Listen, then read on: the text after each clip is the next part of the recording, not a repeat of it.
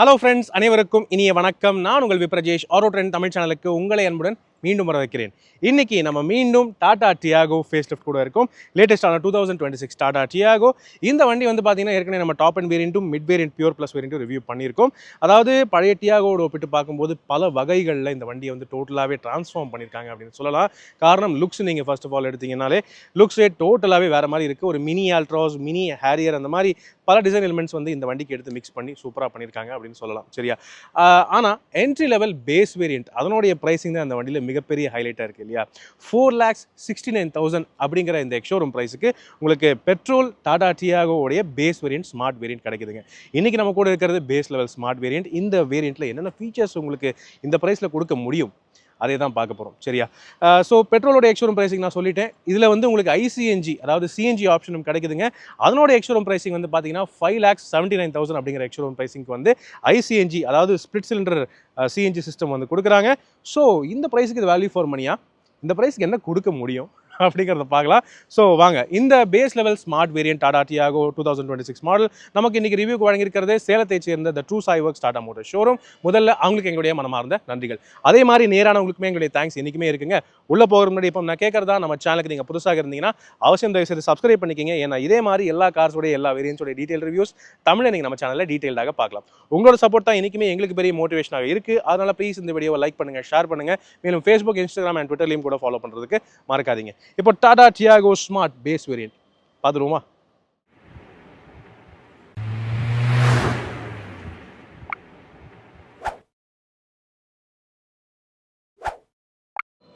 Right friends, வாங்க. இதுதான் Tata Tiago 2026 மாடலோடைய பேஸ் லெவல் மோஸ்ட் அஃபோர்டபுள் வண்டி. சரியா? அதாவது டாடா மோட்டர்ஸில் நீங்கள் ஒரு entry level most affordable car வாங்கணும்னு நினச்சிங்கனாலுமே இந்த வண்டி தான் உங்களுக்கு வந்து கிடைக்கும். 4,69,000 ரூபாய்ங்கிறது எக்ஷோரூம் ப்ரைஸிங்கில் கொடுத்துட்ருக்காங்க. அப்படின்னு இருக்கும்போது ஆன் ரோடுன்னு எடுத்தாலுமே உங்களுக்கு ஒரு 6 லட்சம் ரூபாய்க்கு உள்ளே முடிஞ்சிருது. சரியா? ரைட். ஸோ இந்த ப்ரைஸ் உங்களுக்கு என்ன கிடைக்குது அதையை பார்த்துடலாமா? முதல்ல என்ஜின் ஸ்பெக்ஸ் பார்த்துருவோம். ஸோ டியாகோ பொறுத்தவரை உங்களுக்கு கிடைக்கிறது 2 வகையான என்ஜின்ஸ். ஒன்று வந்து பெட்ரோல், ஆக்சுவலி ரெண்டுமே பெட்ரோல் தான், பட் பெட்ரோல் ப்ளஸ் சிஎன்ஜி அப்படிங்கிறது ஐசிஎன்ஜி வண்டிகளுக்கு ஆப்ஷன் கொடுக்குறாங்க. முதல்ல பெட்ரோல் என்ஜின் பார்த்தீங்கன்னா 1.2 லிட்டர் 3 சிலிண்டர் ரெவோட்ரான் நான் turbo charge petrol engine. 86 PS maximum பவரும் 114 நியூட்டன் மேக்ஸிமம் டார்க்கும் ப்ரொடியூஸ் பண்ணுது. 5 ஸ்பீட் மேனுவல் கியர் பாக்ஸ் மட்டும் தான் கிடைக்குது இந்த பேஸ் வேரியண்ட்டை பொறுத்தவரை. அதே சிஎன்ஜி வண்டி அப்படின்னு எடுத்துக்கிட்டிங்கன்னா இது பெட்ரோல் மோடில் அதே சேம் பவர் தான் ப்ரொடியூஸ் பண்ணுது. ஆனால் சிஎன்ஜி மோட் அப்படின்னு வந்து சேஞ்ச் பண்ணி பார்த்தீங்கன்னா தான் உங்களுக்கு ஒரு 10 PS கிட்ட பவர் வந்து ரெடியூஸ் ஆகுதுங்க. 75 PS மேக்ஸிமம் பவரும் 96 நியூட்டன் மேக்ஸிமம் டார்க் வரைக்கும் வந்து ப்ரொடியூஸ் பண்ணுது. ஸோ சிஎன்ஜி மோடில் ஓட்டினாலுமே இந்த டியாகோ வந்து ஓகேவா இருக்கும் அப்படின்னு தான் எதிர்பார்க்கப்படுது. சரியா? ரைட்.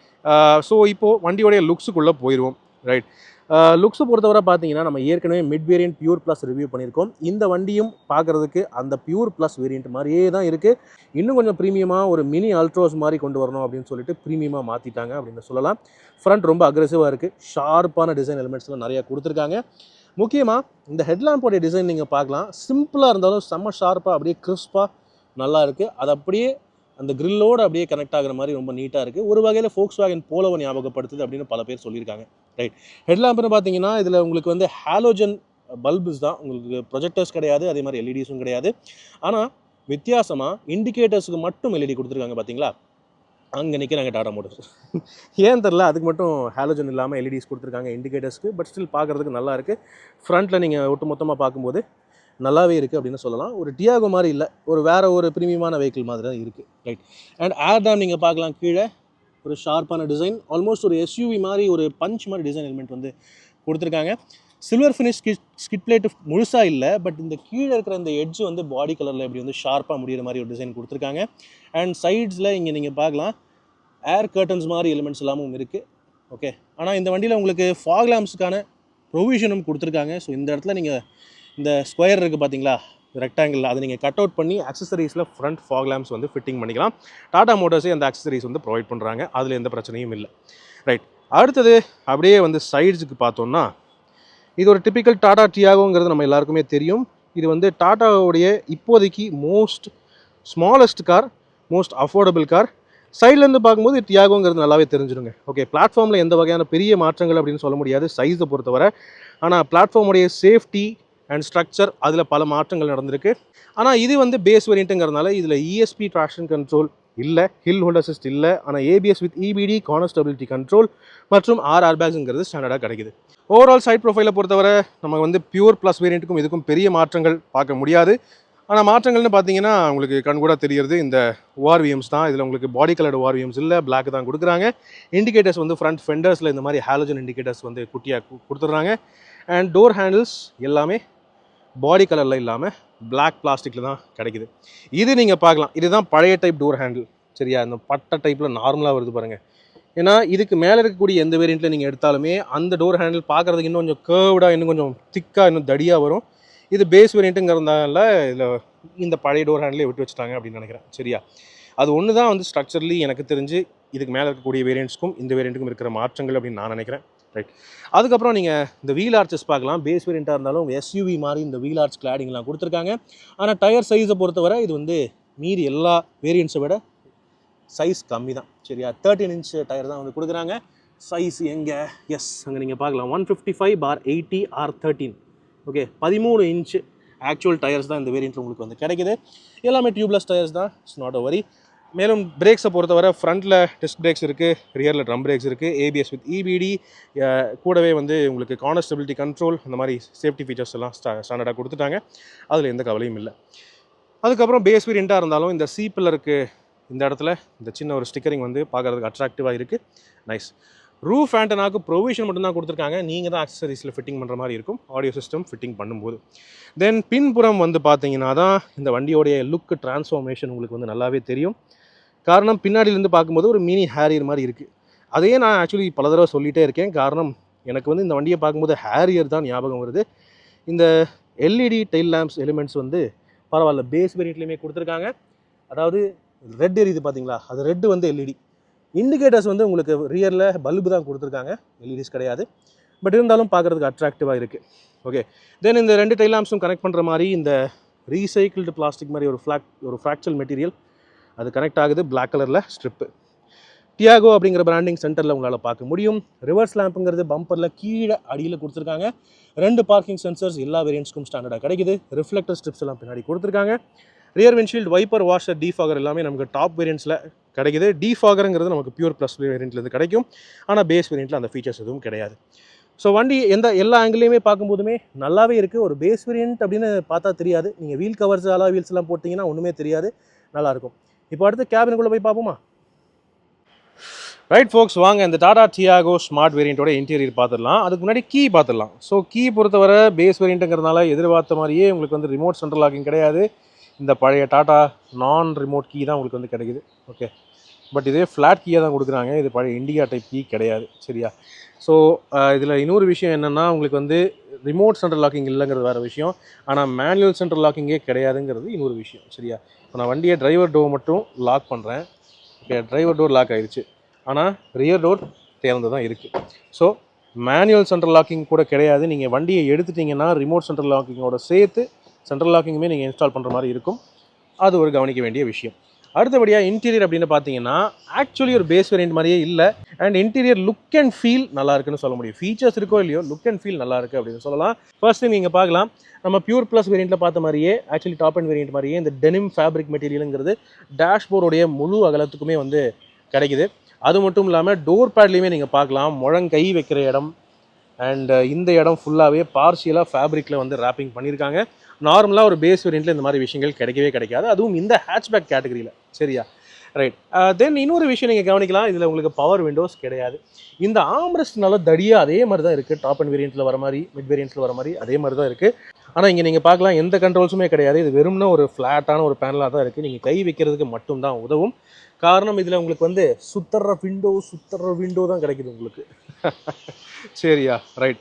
இப்போ வாங்க உள்ளே ஏறுவோம். சீட்ஸ் பார்த்துருவோம். சீட்ஸை பொறுத்தவரை பார்த்தீங்கன்னா நல்ல கம்ஃபர்டபுளான சீட்ஸ் தான்.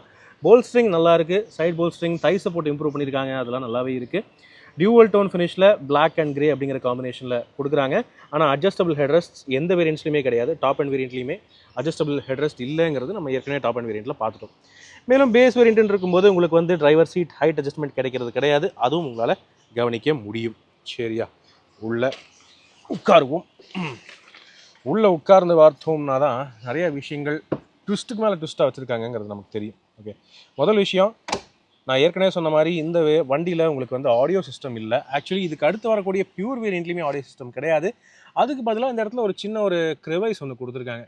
இது எதுக்கு அப்படின்னு கேட்டிங்கன்னா, நீங்கள் இன்கேஸ் உங்களுடைய ஸ்மார்ட் ஃபோனில் நேவிகேஷன் ஏதாவது ஆன் பண்ணி வைக்கணும், எப்படியும் நீங்கள் பேஸ் வேரியண்ட் வாங்குறீங்க, ஆடியோ சிஸ்டம் நீங்கள் ஃபிட் பண்ணலைன்னாலுமே நீங்கள் இந்த மாதிரி உங்கள் ஃபோனை பார்க் பண்ணிவிட்டு அதில் நீங்கள் மேப் போட்டுட்டு அப்படியே நீங்கள் ஈஸியாக பயன்படுத்திட்டு போகலாம். ஸோ அது வந்து தனியாக நீங்கள் ஃபோன் ஹோல்டர் அந்த மாதிரி எதுவும் வாங்க தேவையில்லை. அந்த வகையில் கொஞ்சம் நீட்டாக பிளான் பண்ணியிருக்காங்க. சரியா? தென் ரைட், இதுதான் வந்து ஓவரால் டேஷ்போர்டோடைய வியூ.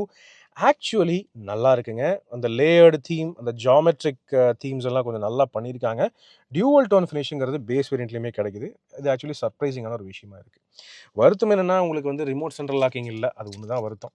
ரைட், இப்போ வண்டியை ஸ்டார்ட் பண்ணுவோம். இங்கே சேலத்தில் வெயில் பயங்கரமாக இருக்குங்க. ரைட்டு, ஸோ கிடைக்கிற ஒரே ஒரு டிஸ்பிளே இன்ஸ்ட்ருமெண்ட் கிளஸ்டர் மட்டுமே. என்ஜின்ஸ் ஆர்த்துது. இன்ஸ்ட்ருமெண்ட் கிளஸ்டரை பொறுத்தவரை பார்த்தீங்கன்னா நமக்கு டீசெண்டான ஒரு இன்ஸ்ட்ருமெண்ட் கிளஸ்டர், ஒரு ஸ்லீக்கான இன்ஸ்ட்ருமெண்ட் கிளஸ்டராக கொடுக்குறாங்க. இதில் பேஸ் வேரியண்ட்டாக இருந்தாலும் உங்களுக்கு வந்து இந்த ட்ரிப் மீட்டர்ஸ் ரெண்டுமே கொடுத்துருக்காங்க.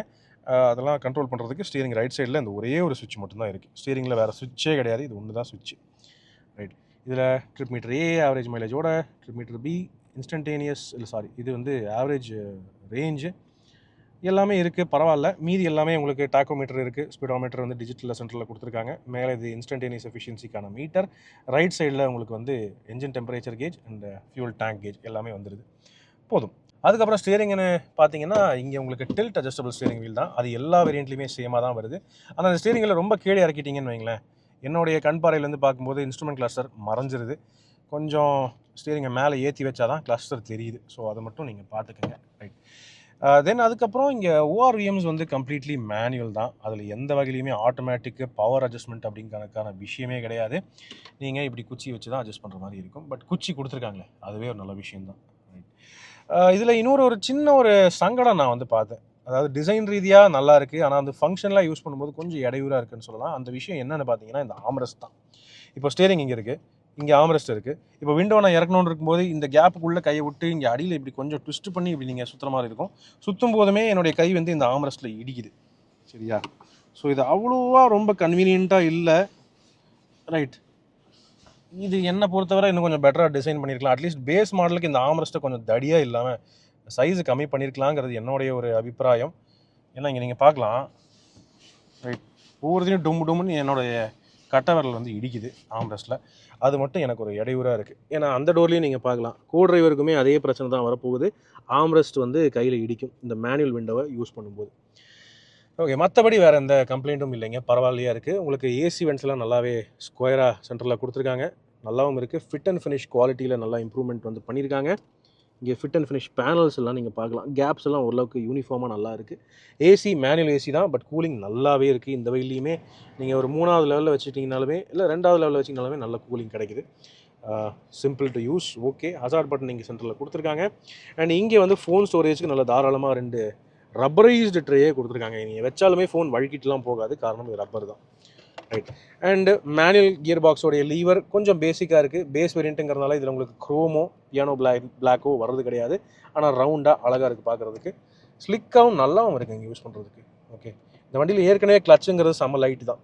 ஓகே, ஏற்கனவே கிளச்சு நல்ல லைட்டான கிளச்சு தான். இது வந்து கியர் பாக்ஸுமே யூஸ் பண்ணுறதுக்கு நல்லாயிருக்கு.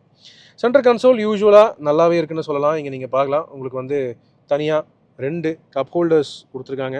அதில் அணில் கிடைக்குது. அண்ட் இங்கே வந்து உங்களுக்கு மேனுவல் ஹேண்ட் பிரேக் லீவர். இங்கே தான் 12 வோல்ட் சார்ஜிங் சாக்கெட் வந்து கொடுத்துருக்காங்க. அண்ட் இங்கே பெரிய ஸ்டோரேஜ் பாக்ஸ் இருக்குது. இங்கே உங்களுக்கு அணில் இல்லை, ஆனால் நட்ஸ் இருக்குது. சரி, ஸோ இதெல்லாம் தான் இங்கே டேஷ்போர்டில் வரக்கூடிய விஷயங்கள். டோர் பாக்கெட்ஸை பொறுத்தவரை ஸ்டோரேஜ்னு பார்த்தீங்கன்னா 1 லிட்டர் பாட்டில் ஹோல்டர்ஸ் வைக்கிற அளவுக்கு டீசெண்டாக ஸ்பேஸ் வந்து கொடுத்துருக்காங்க. டோர்லேயும் நீங்கள் அணில் பார்க்க முடியும். அண்ட் க்ளவ் பாக்ஸ் அது யூஸ்வலாக நல்ல பெரிய சைஸாக தான் கொடுத்துருக்காங்க. கூலிங் வசதி இல்லை பேஸ் வேரியண்ட்ஸில், ஆனால் மிட் வேரியண்ட்டில் கூலிங் வசதியும் கிடச்சிருது. ஸோ அதில் எந்த குறையும் இல்லை. ஓகே, மேலே பார்த்தீங்கன்னா டே நைட் மிரர் கிடையாது. இது நார்மலாக யூஸ்வலாக வரக்கூடிய ஒரு பேசிக் மிரர். ஸ்விட்ச் எல்லாம் இல்லை, பட் ஓகே, விசிபிலிட்டி பரவாயில்லையாக இருக்குது. எல்இடி கேபின் லேம்ப் பேஸ் வேரியண்ட்லேயே கிடைக்குது, ஆனால் சென்டரில் கிடைக்குது. பின்னாடி உட்கார்றவங்களுக்கு லைட்டிங்கே கிடையாது. ஓகே, முன்னெல்லாம் சென்டரில் இருந்துச்சு லைட்டு, ஆனால் இப்போ வந்து அந்த லைட்டை முன்னாடி கொண்டு வந்துட்டாங்க. ஸோ பேக் சீட் பேசஞ்சர்ஸ் வந்து அரவிந்த் சுவாமிகளாக இருப்பாங்க. ஓகே, தென் அதுக்கப்புறம் இங்கே நீங்கள் பார்க்கலாம், கோ டிரைவர் சைடு வேனிட்டி மிரர் இல்லை. ஆனால் அதுக்கு பதிலாக சேஃப்டியில் அப்கிரேட்ஸ் கொண்டு வந்திருக்காங்க. 6 ஏர்பேக்ஸுங்கிறது பேஸ் வேரியண்ட்லேருந்து ஸ்டாண்டர்டாக கிடைக்குது. சைட் கர்டன் ஏர்பேக்ஸ் எல்லாம் வந்துருச்சு. மேலும் ESP traction control, hill hold assist அதெல்லாமே டாப் வேரியண்ட்ஸில் மட்டும்தான் கிடைக்குது உங்களுக்கு. மிட் வேரியண்ட்லேருந்து உங்களுக்கு கிடைக்கும். பியூர் ப்ளஸ் வேரியண்ட்லேருந்து ESP traction control, hill hold அசிஸ்ட்லாம் ஆட் ஆகுது. பட் பேஸ் வேரியண்ட்டுக்கு இத்தனை ஃபீச்சர்ஸ் கொடுக்குறதே நல்லா இருக்குன்னு தான் என்னுடைய கருத்து. அதுவும் இந்த மாதிரி டியூவல் டோன் ஃபினிஷு, இந்த ஃபேப்ரிக் ஃபினிஷ்லாம் டேஷ்போர்டில் கொடுத்து பார்க்குறதுக்கும் நல்லாயிருக்கு, ஃபீல் பண்ணுறதுக்கு நல்லாயிருக்கு. ஒரு பேசிக்கான ஒரு சீப் கார்னு சொல்லவே முடியாது, நல்லாயிருக்கு. ரைட், இப்போ வாங்க பேக் சீட் பார்க்கலாமா? All right friends, Tata Tiago ஒரு ஸ்மால் கார் தான். பட் இந்த செக்மெண்ட்டுக்கு இது ஆக்சுவலி நல்லா இருக்குன்னு சொல்லலாம். ஓகே, ஸோ இப்போ நான் வந்து டிரைவர் சீட் வந்து என் ஹைட்டுக்கு அட்ஜஸ்ட் பண்ணியிருக்கேன். என் ஹைட் வந்து பார்த்தீங்கன்னா ஆல்மோஸ்ட் 6 அடி கிட்ட வருதுங்க. ஸோ ஒரு 6 அடி ஆள் ஃப்ரண்ட் சீட்டில் உட்காந்துட்டு பின்னாடி உட்கார முடியுமான்னு கேட்டிங்கன்னா உட்கார முடியுது. என்னால் ஆக்சுவலி இங்கே கரெக்டாக உட்கார முடியுது. எனக்கு வந்து ஸ்பேஸ் கரெக்டாக இருக்குது. எனக்கு இந்த அளவுக்கு கேப் இருக்குது. ஓகே, பரவாயில்ல அப்படின்னு சொல்லலாம். ஸோ ஒரு சின்ன ஃபேமிலிக்கு ஏற்ற நல்ல டீசெண்டான ஸ்பேஸ் தான் கொடுத்துருக்காங்கன்னு சொல்ல முடியும். அதே சமயம் ஹெட்ரூம்னு பார்த்தீங்கன்னாலுமே எனக்கு ஆக்சுவலி ஹெட்ரூமில் எந்த ஒரு இடையூறும் இல்லை. அது நல்லாவே இருக்குது. ஆக்சுவலி என்னால் இங்கே டீசெண்டாக ஒரு ஷார்ட் ஜர்னிக்கு ட்ராவல் பண்ண முடியும், ஒன்றும் பிரச்சனையே இல்லை. என்னை விட ஹைட் கம்மியாக இருக்கிறவங்க வந்து பார்த்தீங்கன்னா இந்த வண்டியில் பேக் சீட்டில் நல்லாவே கம்ஃபர்டபுளாக இருப்பாங்க. ஒரு உதாரணத்துக்கு ஒரு சின்ன ஃபேமிலின்னு எடுத்துட்டிங்கன்னு வைங்களேன், 2 அடல்ட்ஸ் 2 குழந்தைங்க அப்படின்னு இருக்கிறவங்களுக்கெல்லாம் ரொம்பவே நல்ல வண்டியாக இருக்குது. டாடா டியாகோ பேஸ் வேரியண்ட் எடுத்தாலுமே நல்ல ஸ்பேஸ் இருக்குது. அண்ட் இன்டீரியர் ஃபீலுமே நல்ல பிரைட்டாக ஏரியாக இருக்குங்க. இந்த dual tone grey and black கொடுத்ததுனால ரொம்ப டார்க்காக அப்படியே ஒரு க்ளோஸ்டாக இல்லாமல் கொஞ்சம் நல்ல ஸ்பேஷியஸான ஒரு ஃபீல் வந்து கிடைக்குது. பாராட்டக்கூடிய விஷயம். விண்டோஸும் நல்ல பெருசாக இருக்குது. ரியர் டோருமே வந்து பார்த்தீங்கன்னா முழுக்க டிசைனில் அப்டேட் பண்ணியிருக்காங்க. டோர் ஹேண்டில் முதற்கொண்டு டோட்டலாக சேஞ்ச் பண்ணியிருக்காங்க. ஆனால் ஃப்ரண்ட் விண்டோஸ் மாதிரியே பேக் விண்டோஸ்க்குமே சுத்தர விண்டோ தான் கொடுத்துருக்காங்க. ஆனால் இந்த ரியர் விண்டோவை பொறுத்தவரை அந்த ஆம்ரெஸ்ட் வந்து இடையூறாக இருக்கிறது இல்லை, கொஞ்சம் யூஸ் பண்ணுறதுக்கு நல்லாவே இருக்குது. பட் இங்கேயுமே வந்து பார்த்தீங்கன்னா இந்த ஆம்ரெஸ்ட்டுங்கிறது சும்மா ஒரு கை வைக்கிறதுக்கு மட்டும்தான் பயன்படும். ஏன்னா இதில் வந்து பவர் விண்டோ சுவிட்சே கிடையாது. பட் இட்ஸ் ஆல் ஓகேங்க. பேக் டோருக்குமே அந்த சாஃப்ட் ஃபீல், இந்த கிளாத் ஃபினிஷ் வந்து கொடுத்துருக்காங்க பார்ஷியலாக. அந்த வகையிலுமே முழங்கையை நீங்கள் கம்ஃபர்டபுளாக ரெஸ்டிங் பண்ணிக்கலாம். 3 பேர் உட்காரலாமான்னு கேட்டிங்கன்னா 3 பேர் கொஞ்சம் அட்ஜஸ்ட் பண்ணி ஸ்குவீஸ் பண்ணி உட்கார மாதிரி தான் இருக்கும். காரணம் இது சின்ன வண்டி தான், அதனால் பெரிய அகலம் இல்லை. பட் இருந்தாலும் டீசெண்டாக இருக்குது. ஆனால் 3 பேர் உட்காந்தாலுமே வந்து பார்த்தீங்கன்னா நடுவில் உட்கார்ற ஆளுக்கு ஹெட்ரெஸ்ட்டே கிடையாது. சைட்ஸில் உட்கார்றவங்களுக்கு அட்ஜஸ்டபிள் ஹெட்ரெஸ்ட் இல்லை. இந்த சின்ன சைஸ் ஹெட்ரெஸ்ட் தான் கொடுக்குறாங்க. இந்த ஹெட்ரெஸ்டோடைய சைஸே நீங்கள் பார்க்கலாம், ரொம்ப குட்டியாக தான் இருக்குது. ஸோ விப்ளாஷ் ப்ரொடெக்ஷனுக்கு அந்தளவுக்கு சிறப்பாக இருக்குன்னு சொல்ல முடியாது. பட் ஓகே, அதை கொடுத்துருக்காங்க, பரவாயில்ல. ஆனால் எல்லாருக்குமே ப்ராப்பர் 3 பாயிண்ட் சீட் பெல்ட்ஸ் இருக்குது.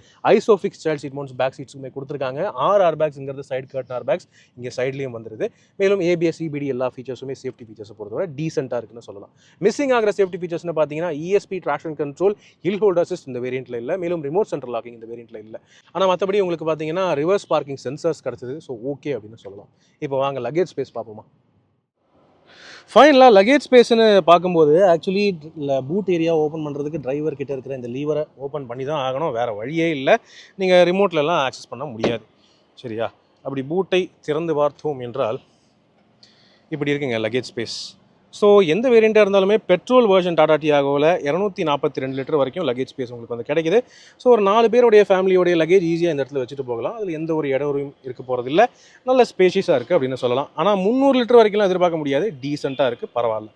இங்கே உங்களுக்கு ஃபீச்சர்ஸ் அப்படின்னு வந்து பார்த்தீங்கன்னா லெஃப்ட் சைட்லேயும் ரைட் சைட்லேயும் 2 சைட்லேயுமே 3 கிலோ கெப்பாசிட்டி உள்ள பேக் ஹுக்ஸ் வந்து கொடுத்துருக்காங்க உங்கள் ஷாப்பிங் பேக்ஸ்க்காக.